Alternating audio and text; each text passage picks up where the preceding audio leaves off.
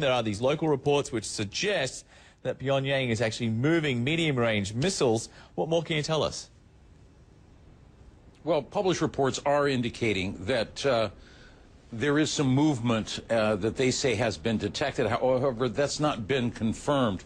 There was back in January reports that some of these KN-08 missiles, which are untested intermediate range missiles but mobile, were being moved about.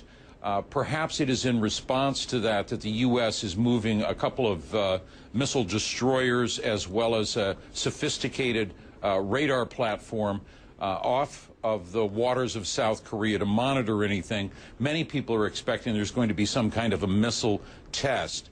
There was some word from South Korea's defense ministry, not clear, though, on the point of whether or not there's intelligence to suggest there's a movement of missiles inside the north. Listen. There is always a possibility of the missile launch, and we are prepared for it. We are watching very closely on the potential North Korea missile launch. Now, all of this, of course, churning about on different fronts. North Korea is putting out a verbal assault. They may be making movements here. And all of this, South Korea and the United States have to watch carefully. That is why they have annual military maneuvers. The North doesn't like to see this because it is the South really prepared with a military deterrent to any move by the North. John? And Jim, we're getting these daily threats. At some point, it seems they're almost becoming like an hourly threat coming from North Korea. What is the latest threats which Pyongyang has made? Well, as Barbara Starr was outlining there just a couple of minutes ago, this almost falls into the in case you missed it department.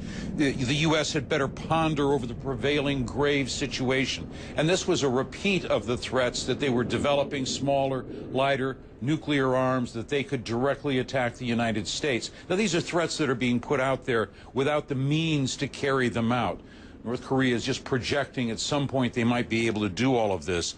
But they're trying to make it personal, saying the moment of explosion is approaching fast. No one can say a war will break out on the Korean Peninsula, whether it will be today or tomorrow. Of course, many people are hoping that it's not going to come to pass at all, but the North is continuing to try to keep people on their back foot, to keep people off balance with a rotation of various threats and announcements, from the Yongbyon nuclear reactor being reactivated to what's happening at the Kaesong industrial complex. John? Exactly what is going on at Kaesong right now? There seems to be some confusion about whether the North Koreans want to close it down, whether it will continue to operate. What's the latest on that?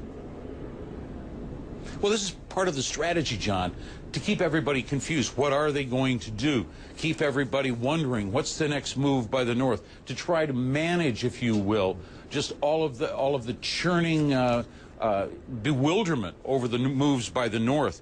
Kaesong has about 120 companies in there. At least some of them, we are told, have been told that they should be prepared to move out by April the 10th. There was a direct threat, a repeat of one that was issued over the weekend, saying if the conservative South Korean media doesn't stop mocking North Korea by saying that they're prepared to say all these things but not close Kaesong, they're going to go ahead and close it. Of course, the inference there is that Kim Jong-un doesn't want to close it down because it's a source of vitally needed cash that goes directly to the top of the regime in Pyongyang.